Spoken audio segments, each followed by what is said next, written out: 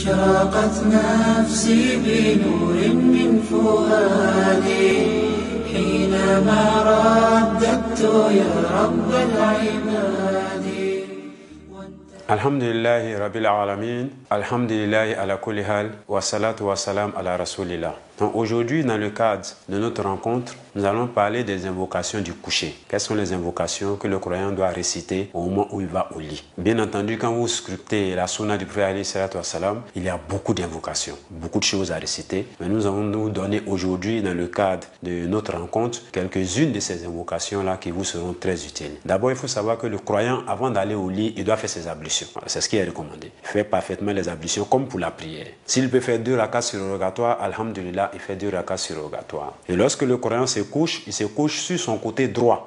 Le croyant ne se couche pas sur son ventre d'emblée ou bien sur son côté gauche. Il commence par se coucher sur le côté droit. Ça, c'est ce que la sunna du prophète sallallahu alayhi wa sallam nous recommande. Maintenant, quelles sont les invocations qu'on récite? Donc, il y a dans le Coran un certain nombre de ayats, de versets, que le prophète sallallahu alayhi wa sallam a recommandé de réciter au moment du coucher. Parmi ces ayats-là, il y a le verset du trône, le verset 255 de la sourate al-Baqarah, la sourate 2 du Coran, ce qu'on appelle Ayatul Kursi. Donc, il est recommandé de réciter Ayatul Kursi au moment de se coucher. Donc, comment est-ce que ça se passe? Vous avez la possibilité de mettre les 2 mains de cette manière. Vous récitez A'udhu billahi minash shaitanir rajim et vous récitez Ayatul Kursi jusqu'à la fin. Une fois que vous avez fini de réciter Ayatul Kursi, il est recommandé de réciter la sourate Ikhlas, Qul huwallahu ahad.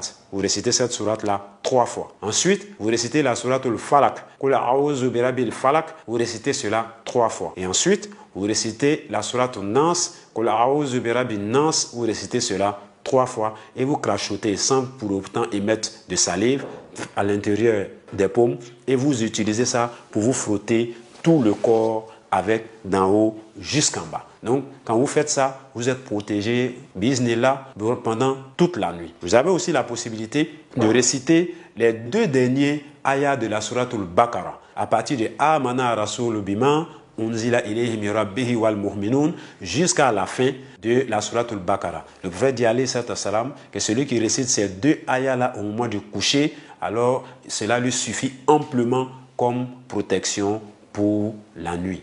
Donc voici déjà 2 manières de se protéger la nuit lorsque nous allons au lit. Bien entendu, c'est Allah subhanahu wa ta'ala qui protège. Voilà pourquoi c'est sa parole que nous utilisons pour nous protéger. qu'Allah subhanahu wa ta'ala nous protège tous et qu'il nous aide. Assalamu alaikum wa rahmatullahi wa barakatuh. أشرقت نفسي بنور من فؤادي حينما رددت يا رب العباد وانتشت روحي وصار